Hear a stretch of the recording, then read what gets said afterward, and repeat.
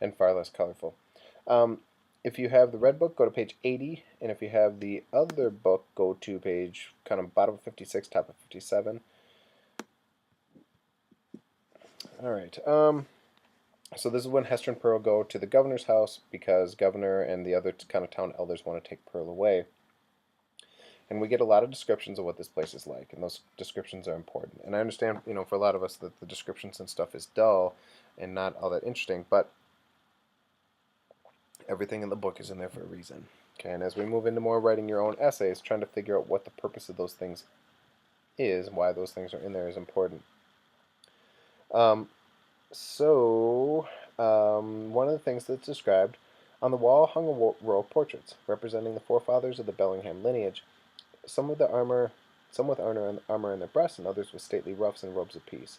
All were characterized by the sternness and severity which old portraits so invariably put on, as if they were ghosts rather than pictures of departed worthies, and of the gazing with the harsh and intolerant criticism at the pursuits and enjoyments of living men, which is kind of a good way to sum up what the Puritan elders are. I mean, they seem very old, especially in comparison to Hester, who's young and beautiful.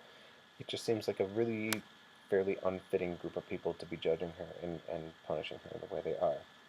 In addition, with the governor, there had been a suit of armor, skillful armor in London, the same year in which Governor Bellingham came over to New England. There was a steel headpiece, cuirass, a gorget, and greaves with a pair of gauntlets and a sword hanging beneath. Go on down a little bit. Now, when Hester and Pearl walk up to this thing, which is symbol of governor back in Europe, back in England, um, and sign of oldness.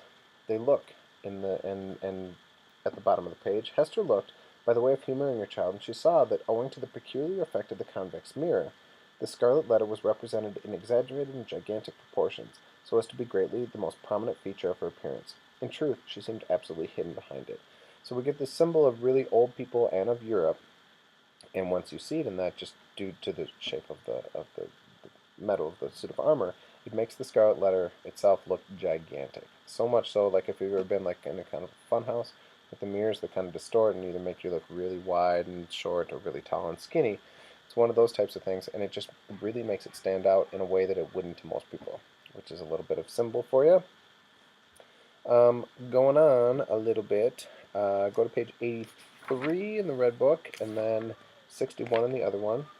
Um, and as they get going in there, they walk in, and some of the magistrates say pearl, ruby rather, or coral, or red rose at the very least, judging from thy hue.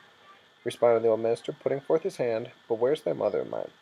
So if you remember back to the rose bush in the beginning, if you remember back in the rose bush, sorry, my kids are yelling at me downstairs. If you remember back to the rose bush in the beginning, and when Pearl said I was plucked off the rose bush, we get a connection between rose and the pearl.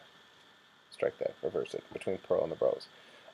And if you remember back the explanations that the narrator gave in terms of what the rose can be significant or symbolize or be significant for, pearl is now connected to that. Okay, so it could be moral blossom on this dark path of badness and despair.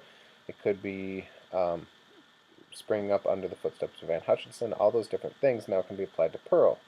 Um, and I think both Pearl and the Rose and the Scarlet Letter are all kind of significant and kind of related. And as after you get done watching this, when you go to um, look up those symbols and kind of try to tease out what's going on with those and explain what's going on with them, um, looking at how those things are connected is important because the author's really trying to make a connection there.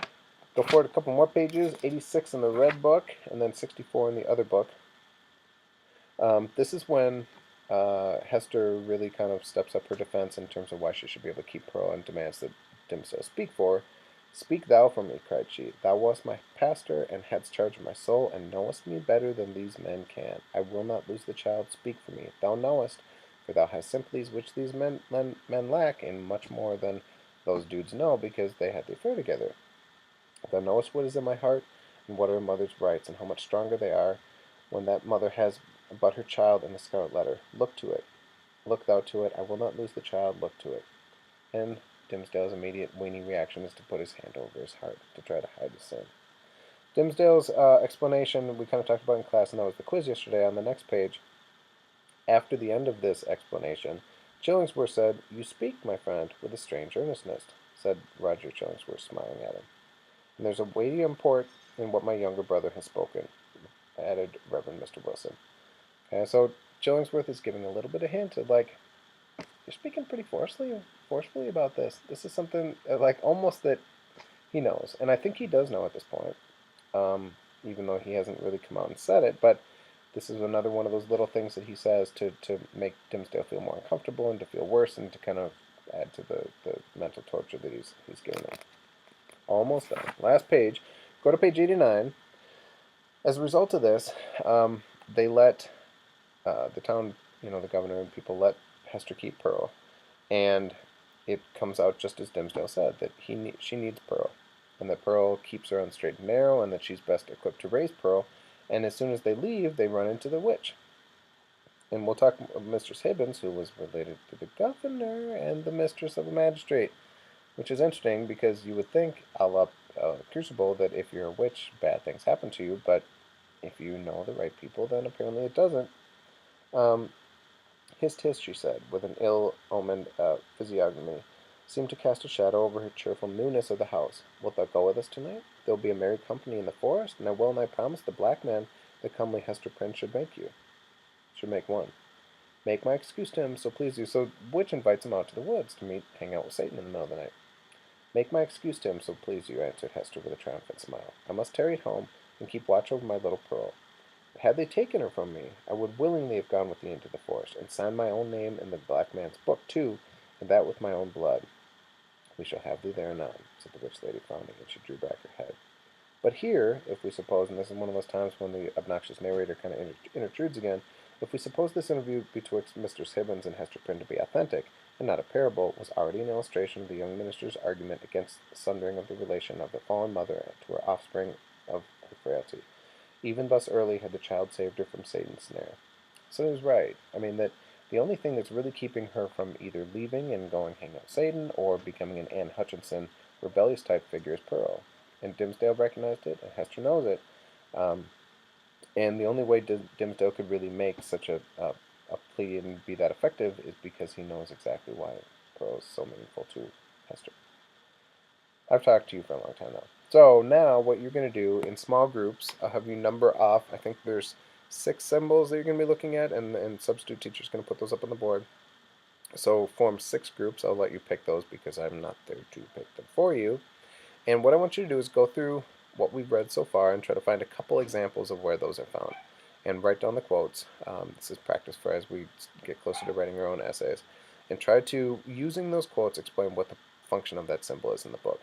So author puts all those things in there to help prove a point. And so what I want you to do is find the examples of the symbols and then try to explain what the point of those symbols are.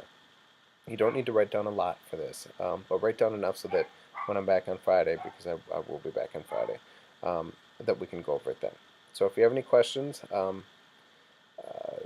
can answer them then, and make sure you get, last thing, Crucible take-home test is due by 8:15 a.m. on Friday, so make sure that's in. And one last reminder, even if you have any difficulties with turnitin.com, make sure that you either email me a copy at nkrueger@isd622.org, or you could also bring in a hard copy on Friday morning. As long as I know it's done, that'll be fine, and we can deal with Turnitin later, but I won't accept problems with Turnitin as an excuse for being late. So, I will see you Friday. Thank you. Bye.